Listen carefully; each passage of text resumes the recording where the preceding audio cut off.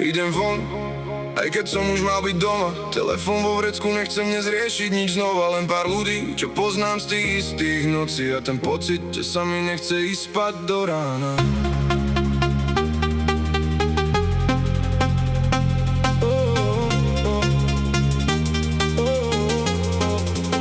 Stojím na rohu, čakám, kým prídu ostatní. Niekto mešká, klasika, už sa tomu len smejem, ne?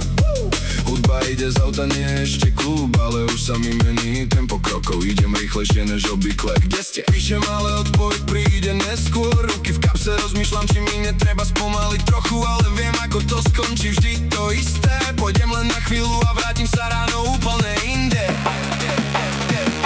A keď sa otvoria dvere, už sa nevraciam späť. Poďme! Zakričí niekto, čo ani nepoznám. Zrazu sa všetko zlomí, prestáva ma zaujímať čas. Len sa pohybujem stavom, ako by to robil za mňa niekto iný raz.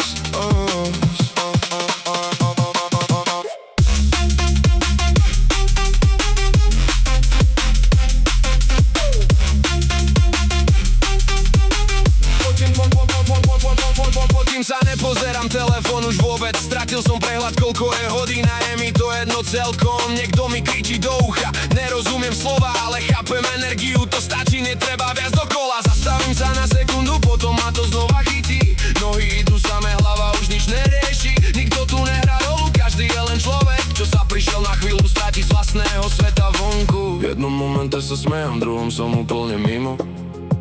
Neviem vysvetliť prečo, ale presne toto som chcel ticho. Žiadny plán, žiadny cieľ, len byť tam, kde som a nechať to prejsť cez telo, bez toho, aby som to kontroloval. Ideme ešte raz, nikto nechce koniec dnes. Poďme! Niekto zakričí a celý dav sa pohne a ja viem, že zajtra budem unavený dosť, ale dnes to nechám tak, nech ma tá noc vezme preč.